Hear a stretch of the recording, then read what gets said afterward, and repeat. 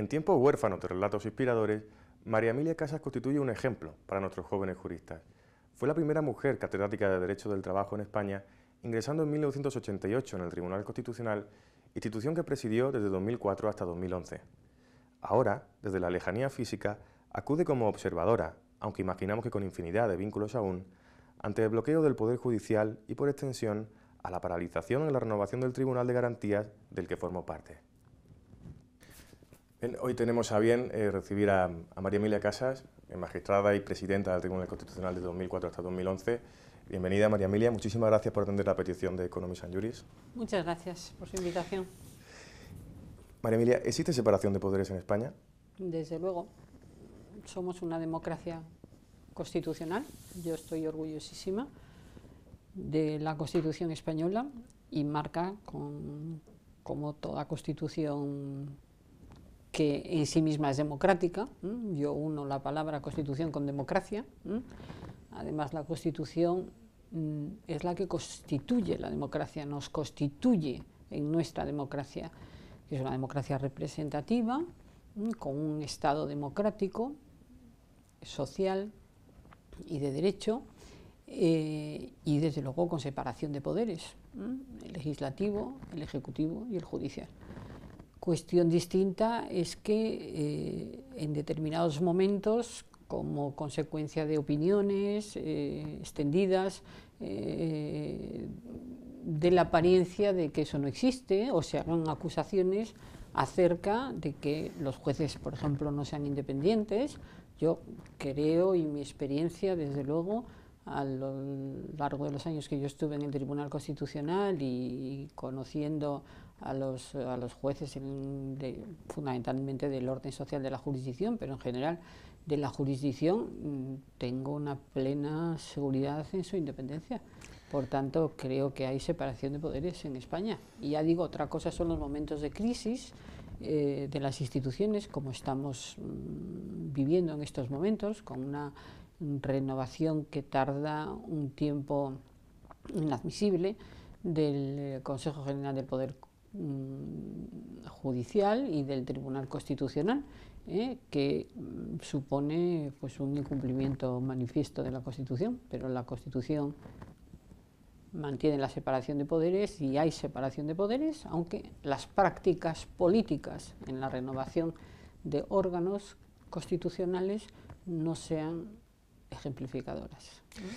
Hablaba María Emilia de opiniones, ¿no?, que pueden alterar esa manifestación estética de la separación de poderes. Hay quien dice que incluso la manifestación estética de que no se respeta esa separación de poderes puede alterar o puede vulnerar la propia separación de poderes. Aunque materialmente no se produzca, el hecho de trasladar a la opinión pública esa falta de independencia, hay quien entiende que por injerencia del poder ejecutivo puede incluso vulnerar ese principio. ¿Está de acuerdo con esa manifestación? Pues estoy de acuerdo con esa manifestación si se vive así, ¿no?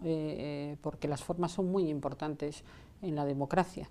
Por tanto, hay que mantener las formas, y si se transmite alguna manifestación estética, como usted dice, de falta de separación de poderes, pues podría equivaler a una apariencia de falta de separación de poderes. Pero yo creo que la realidad es que los poderes están separados y que esa intromisión del Ejecutivo en el Judicial significaría que el Judicial deja al Ejecutivo entrometerse, y yo creo firmemente en la independencia de los jueces, de todos los órdenes de la jurisdicción en España, y además es que la he practicado durante muchos años, es un valor constitucional que es además la garantía del Estado de Derecho, del Estado democrático de Derecho. El juez está sometido a la ley democrática, aplica la ley democrática en un ordenamiento cada vez más complejo, ciertamente, como consecuencia de nuestra pertenencia a la Unión Europea y como consecuencia de la ratificación de normas internacionales. Como consecuencia de estos fenómenos, los jueces de la jurisdicción ordinaria hacen el control del derecho de la Unión y el control que se llama control de convencionalidad. En el último lugar está el intérprete supremo de todo el sistema, que es el Tribunal Constitucional, y todo funciona con independencia. Cuestión distinta es la apariencia y luego también la utilización aprovechada de esa apariencia, que puede mandar mensajes de politización allí donde no los hay, porque yo los he sufrido durante mi vida en el Tribunal Constitucional, donde se practicó una independencia absoluta. Pues podía leer que estábamos politizados, que los que habían sido propuestos por tal partido obedecían lo que ese partido señalaba. Desde luego yo ejercí la jurisdicción constitucional y todos los magistrados y magistradas que conmigo la ejercieron, y estoy segura que los anteriores y los siguientes, con absoluta independencia de criterio. Eso se llama legitimidad de ejercicio. Hay que tener legitimidad de origen, legitimidad democrática de origen y legitimidad de ejercicio, y yo creo plenamente. Cuestión distinta es que la renovación de los órganos no se haga bien y haya un incumplimiento de la Constitución, pero los temas han de separarse. Los jueces son independientes. Hace un mes tuvimos la suerte de charlar con una compañera suya, con María Encarnación Roca, quien nos dijo que había recibido presiones del poder político para declarar para manifestar dentro del Constitucional su posicionamiento acerca del estado de alarma. ¿Esto lo consideraría una falta de independencia en la separación de poderes en el órgano judicial? ¿O entiende que forma parte del natural desempeño de un tribunal de garantía? Para nada considero que forme parte del natural desempeño. Yo estuve 12 años en el Tribunal Constitucional y jamás recibí una presión, jamás. Pero no, en este caso, puntualmente sí podríamos decir que ha habido un ataque a la separación de poderes. Pues evidentemente, si una magistrada en el ejercicio de su función jurisdiccional ha sido presionada, pues por supuesto, obviamente. Ahora yo creo plenamente en la independencia de la magistrada Encarna Roca. Y así lo ha demostrado él con sus sentencias. Dejemos a un lado de la cuestión de vivísima actualidad y vinculemos su actividad en el Tribunal Constitucional, la defensa de los derechos fundamentales, con su actual desempeño en EJASO, en la firma de la que usted forma parte, en el que han tenido, desde nuestro punto de vista, el tino de crear un área especializada en derechos fundamentales. ¿Considera que en el ejercicio de la abogacía sería necesario la creación de este tipo de áreas en la firma de abogados? Yo creo que absolutamente necesario en los tiempos que vivimos, es decir, habiendo vivido ya 2 décadas de este siglo XXI, con unas transformaciones socioeconómicas, geopolíticas y con un incremento de la globalización económica que se corresponde con una globalización de los derechos fundamentales, de manera que los derechos fundamentales están prácticamente en todos los asuntos, ¿no? Prácticamente en todos los asuntos. Fíjese, estuvo el presidente del Tribunal de Justicia de la Unión Europea dando una conferencia en el Tribunal Constitucional de España y señaló la importancia de la Carta de Derechos Fundamentales de la Unión Europea, que reconoce derechos fundamentales, se llama Carta de Derechos Fundamentales de la Unión Europea, desde un punto de vista cualitativo, que es obvio, pero desde un punto de vista cuantitativo, y vino a señalar que ya en este momento 1 de cada 10 asuntos de un tribunal tan complejo como es el Tribunal de Justicia de la Unión Europea tenía que ver con los derechos fundamentales, con la Carta, ¿no? Yo creo que el incremento de asuntos que tienen que ver con derechos fundamentales es en una progresión ascendente y con un nivel de velocidad verdaderamente importante, hasta el punto de que no quiero exagerar al decir que un despacho de abogados que esté fuera de los derechos fundamentales no podrá ejercer el derecho.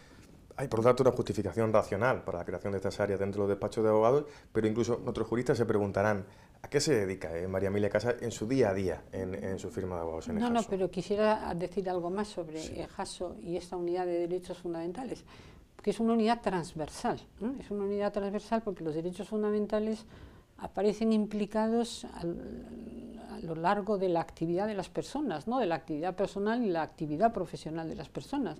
Por tanto, afectan a todas las áreas del derecho.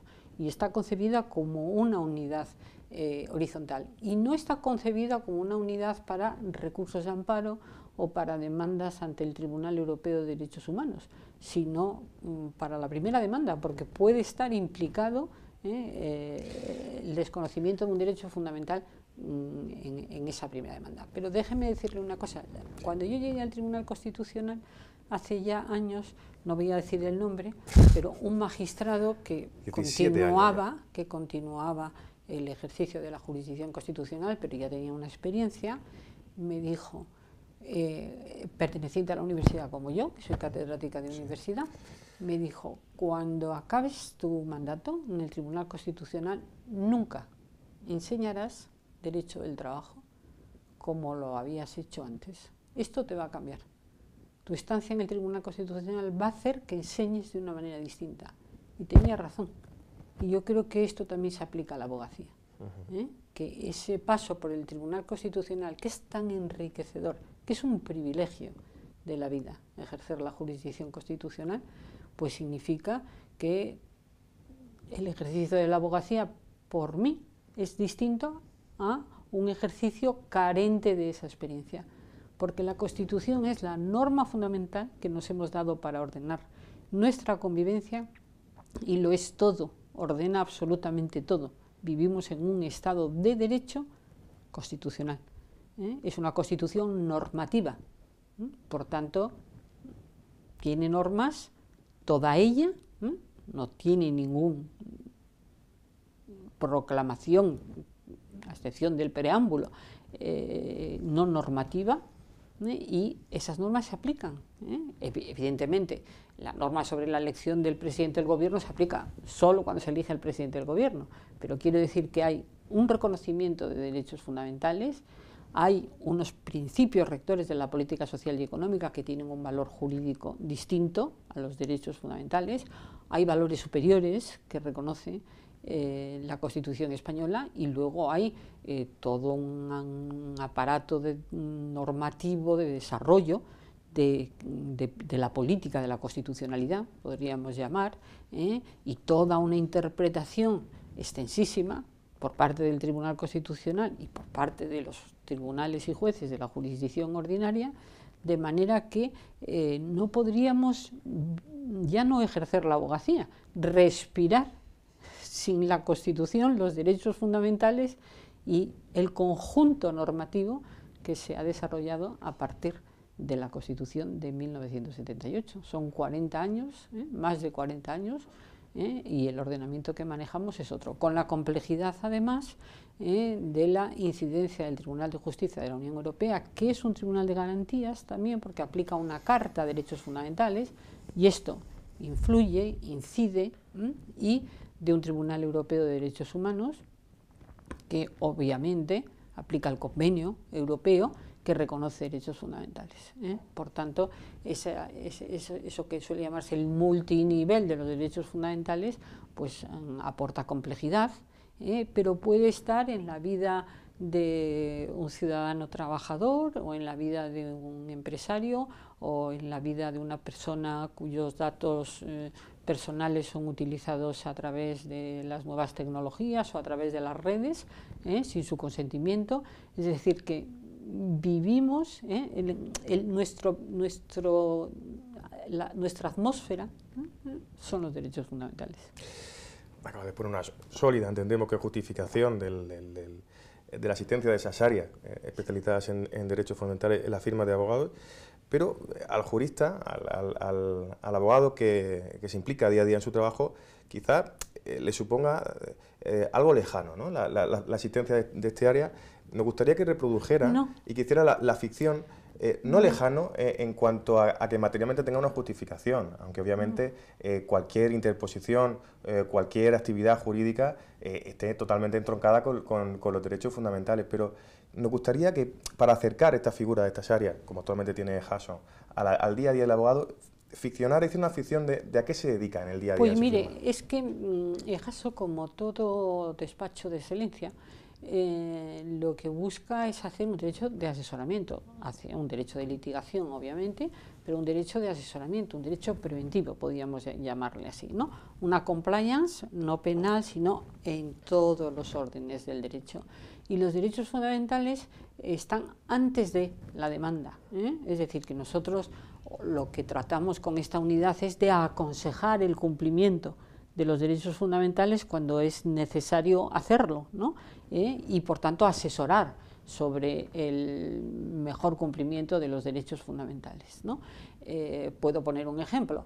Si una empresa puede controlar, ejercer poder de dirección a través de la videovigilancia, pues señalarle cómo puede ejercer ese poder de dirección sin vulnerar derechos fundamentales. No se trata de que tenga una reclamación por vulneración de derechos fundamentales, sino de organizar el cumplimiento de los derechos fundamentales. Es adelantarnos para organizar en todos los ámbitos de la actividad económica el cumplimiento de esos derechos fundamentales. Por tanto, ahí hay una actividad de asesoramiento, de preparación organizativa de proyecto, un proyecto empresarial que se va a lanzar en cualquier mercantil, en cualquier orden civil, ¿no? ¿Cuáles son las reglas de juego? Y esas reglas de juego están muy marcadas por los derechos fundamentales y, como le digo, por todo el conjunto normativo y jurisprudencial de desarrollo de esos derechos fundamentales. Pero hay muchas empresas que tienen que saber cómo organizarlo. ¿Cómo cumplo esta parte, ¿no? ¿Cómo cumplo con ello? Sobre todo en materia legislativa poco consolidada, es especialmente necesario, ¿no? Esta labor de, si me permite, compliance de derechos fundamentales. ¿Podríamos resumirlo así? Podríamos resumirlo así. O sea, que nosotros queremos ofrecer a los clientes de Haso esas dos caras, ¿no? Una organización, como organizar una prevención de riesgos, como organizar todo lo que una empresa necesita para estar dentro del ordenamiento jurídico, cumpliendo el ordenamiento jurídico, ¿no? Pues esto es informar, asesorar, y luego, por supuesto, si hay un contencioso, litigar. Pero recientemente estamos en una fase de aprobación normativa, pues yo creo que muy rápida, ¿no?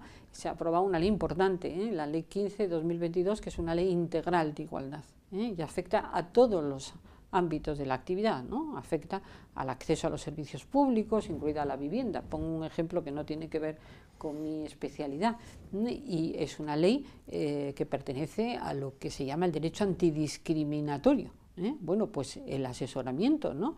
en el cumplimiento de esa ley, antes de vulnerar, antes de discriminar, es lo que queremos conseguir con esta unidad de derechos fundamentales. Por tanto, asesoramiento, litigación, el cliente no debería llevarse la impresión de que es para actuar en las últimas instancias, en el Tribunal Constitucional, en el Tribunal Europeo de Derechos Humanos, sino que es que los derechos fundamentales están en la vida del derecho con una naturalidad asombrosa. No es su función, por lo tanto, la figura del experto que asesora al equipo jurídico, a los letrados, para interponer recursos de amparo. Sabemos que no se dedica a eso, eso es lo tradicional, ¿no? Quizás esta área de derechos fundamentales rompe con esa dinámica, pero como curiosidad, en alguna ocasión lo ha hecho, ha tenido también algún tipo de desempeño en la firma acerca de este tipo de asesoramiento. Lo digo porque nadie mejor que usted... Pero sabe que nosotros, los exmagistrados, estamos incapacitados para actuar ante el Tribunal Constitucional. No actuar, sino asesorar en esa materia en la firma. Yo asesoro lo que la firma me pide, por supuesto, y con muchísimo gusto, y es una materia que, bueno, no quiero hablar bien de mí misma, pero creo que conozco bien, ¿no? No hace falta que hable, su currículum habla por sí solo. Conozco bien, como si alguien me dice, asesoras en derecho del trabajo, creo que algo conozco de derecho del trabajo como para asesorar, ¿no? Totalmente. Tanto a la empresa como al trabajador. Muy bien, hablaba precisamente antes de derecho antidiscriminatorio. Podemos poner como punto de partida en nuestro ordenamiento jurídico, la dinámica legislativa del país, la Ley Orgánica 1/2004 de 28 de diciembre, la Ley Integral de Violencia de Género. ¿Considera que sería el punto de partida este derecho antidiscriminatorio? No, es muy anterior, porque esa ley afecta a un fenómeno execrable como es la violencia de género, y es de 2004. Nosotros, pues desde la Constitución tenemos un derecho antidiscriminatorio, porque el principal derecho antidiscriminatorio está al máximo nivel normativo, que es la Constitución. Esto empezó a desarrollarse y también como consecuencia de las directivas de la Unión, que eran directivas de los años 70, nosotros todavía no pertenecíamos a la Unión, pero ya sabe usted que cuando un país se incorpora a la Unión, se incorpora y acepta todo el bagaje jurídico, el ordenamiento jurídico de la Unión, y ahí había muchas normas sobre no discriminación, fundamentalmente de género, hombres, mujeres. Luego se aprobó en el 2000 dos directivas muy importantes que nosotros transpusimos, yo creo que incorrectamente, y ahora esta ley hace una segunda transposición más correcta, que son las directivas 2043 y 2078, por causas de discriminación distintas al sexo o género, ¿no? Por origen étnico-racial, por religión, una causa de discriminación que empieza a aparecer mucho en la jurisprudencia, sobre todo del TJUE, del Tribunal de Justicia de la Unión Europea, la discriminación por edad. La discriminación por edad, o discriminaciones puramente debidas al patrimonio genético, ¿no? Porque usted nace y es como es y yo soy como soy, pues eso puede producir a efectos de determinados requerimientos profesionales ciertas discriminaciones. Por ejemplo, allí donde se exigía, que se ha corregido, una determinada altura mínima para formar parte de la policía, ¿no? A las mujeres, que eso producía pues una exclusión en las mujeres que no llegaban, creo que la última altura mínima exigida, que se ha derogado recientemente, es 1,60, ¿no? 1,60, y a los varones se les exigía 1,65. Entonces, claro, el margen de diferencia es tan escaso que 1,65 me parece que excluía a un 11% de varones o menos, y en cambio el 1,60 a las mujeres excluía mucho. Entonces, son causas de discriminación, ¿sabe?, que aparecen todos los días, y que nosotros hemos hecho una tarea de democratizar todo el ordenamiento jurídico, porque veníamos de una experiencia donde esos valores no existían, y para la Constitución, perdone que termino, la igualdad es un valor superior del ordenamiento jurídico. Reconoce dos derechos fundamentales en el 14 y sigue hablando de igualdad. Precisamente, iba a hablar del artículo 14 de la Constitución española, y se encontraba acomodo, primera pregunta, ese derecho antidiscriminatorio en el artículo 9.2 de la Constitución española, y de una pregunta más genérica, pero que también entronca con esta cuestión de la que estamos hablando, que es particular. A nivel general, ¿usted cree que el derecho reside en el concepto de igualdad o de equidad? Es que son cosas distintas, igualdad y equidad son cosas distintas, ¿no? Se aplican en campos distintos, pero la primera pregunta que me ha hecho se refería al artículo 9.2 de la Constitución. Al artículo 9.2 de la Constitución. Es un precepto muy importante, no reconoce derechos fundamentales, el 9.2, reconoce derechos fundamentales el 14, el 9.2 tiene un contenido de mandato a los poderes públicos por el constituyente, a los poderes públicos, para que logren la igualdad efectiva o real. Precisamente en el preámbulo de la Ley Orgánica 1/2004 se sustentaba, parece, que el fuste de la Constitución era el artículo 9.2, ¿no? Y el 14. Y el 14, principio de igualdad, pero ahora el 14 también reconoce dos derechos: uno es el derecho a la igualdad ante la ley, la igualdad normativa, y otro es el derecho a no ser discriminado por las causas que de manera abierta relaciona ese precepto. La igualdad formal y la prohibición de discriminación, que es más fuerte que el derecho a la igualdad formal, se completan con ese mandato de igualdad efectiva, de igualdad real, no de igualdad jurídica, sino de igualdad real, o material o efectiva, que todos los poderes públicos han de cumplir, ¿no? Entonces, el ordenamiento español, yo creo que, haciendo un test de igualdad, ha avanzado muchísimo en contenido antidiscriminatorio, pero la realidad no ha avanzado tanto. Fíjese, el derecho siempre va por detrás de los acontecimientos, pero el derecho antidiscriminatorio va por delante. Es de las pocas ramas del derecho que avanzan ante la sociedad. Cuando España traspuso las directivas de igualdad, costó entenderlo. No, avanza ante la sociedad, pero hay un legislador que previamente ha establecido una norma, ¿no? Pues al final... Por eso digo que el derecho a veces recoge lo que la realidad va poniendo de manifiesto, ¿no? El derecho interviene como consecuencia de fenómenos sociales que juridifica, porque esos fenómenos sociales se han convertido en relevantes para el vivir en la sociedad.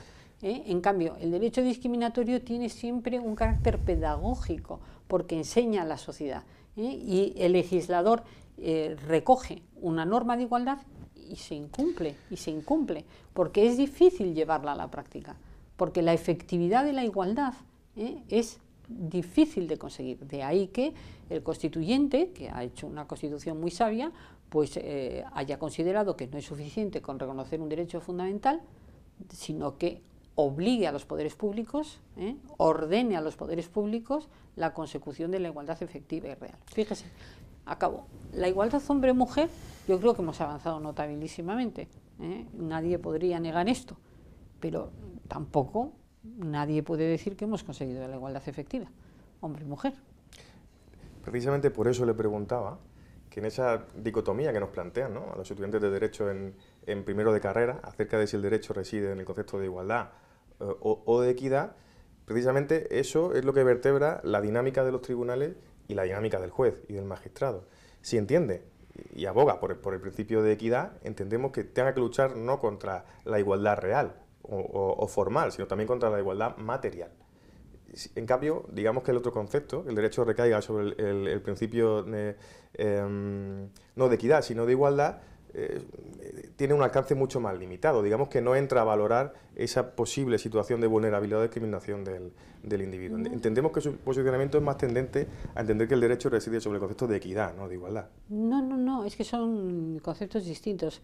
La igualdad es un valor y un derecho, y la equidad no es un derecho. No es un derecho fundamental. Pero al final, si se aboga por una igualdad material, es que no equivale a equidad. Sí, pero para poder llegar a un posicionamiento de igualdad material, a términos de igualdad material, hay que justipreciar previamente, y esa labor de justiprecio, de entender quién es vulnerable y quién no, requiere de aplicar el concepto de equidad. El concepto de equidad es un concepto que matiza en algunas ocasiones la aplicación rigurosa de la ley en aras de la justicia. Yo creo que es un concepto, la equidad, que tiene que ver fundamentalmente relacionado con la justicia, con el valor de justicia. Hay 4 valores superiores en la Constitución española: la libertad, la igualdad, la justicia y el pluralismo político, y hay en esa justicia, en que las cosas sean justas, que por otra parte es, como le diré, una petición política, ¿no?, que el ordenamiento sea justo. ¿No? Es difícil de que un tribunal controle la justicia material. Otra cosa es la justicia formal, porque la justicia formal radica en aplicar la ley. El juez está sujeto a la ley y la ley es el canon de justicia. Pero a veces hay conflictos donde vemos que hay una desigualdad, pero no en el sentido del derecho de igualdad, sino unas consecuencias muy desequilibradas para una y otra parte, y entonces los jueces matizan cuando pueden en aras de la igualdad. Por eso, por ejemplo, en el arbitraje se distingue claramente el arbitraje en derecho, que es la aplicación pura y dura del derecho, y el arbitraje en equidad, que es sopesar distintos intereses para buscar un punto justo, un punto de equilibrio. Pero eso no es el derecho a la igualdad, ¿no? El derecho a la igualdad, claro, es el derecho a no sufrir, distinto al derecho a la no discriminación, a no sufrir un trato arbitrario, sin causa justa y de manera desproporcionada, frente al legislador, únicamente frente al legislador. Podríamos aquí hacer un matiz con relación a la negociación colectiva de eficacia general, pero eso sería meterme en mi terreno laboral y nos llevaría lejos. Hacerlo. Estamos para eso y por eso somos un medio especializado. El derecho a la no discriminación es a no ser discriminado por una de las causas odiosas que ya el constituyente ha excluido, ha determinado que son causas odiosas, y de una manera abierta, porque no, en la Constitución, el 14, no relaciona todas las causas de discriminación que luego el Tribunal Constitucional ha considerado que son causas de discriminación. No alude a la discapacidad, ¿no? Y es una causa discriminatoria obvia, ¿no?, que además a veces interactúa con otras y produce lo que se llaman discriminaciones interseccionales o discriminaciones múltiples según esa interactuación. Pero la equidad es un principio de justicia, ¿no?, podríamos decir, distinto a la igualdad. O el principio de la justicia, ¿no?, dar a cada uno lo suyo, justipreciar para ofrecer una solución ante cada hecho. Pero claro, Pero la justicia es la aplicación de la ley, La justicia es la aplicación. El juez está subordinado a la ley y solo puede inaplicar la ley bien por razones del derecho de la Unión, bien por control de convencionalidad o planteando cuestión prejudicial ante el Tribunal Constitucional.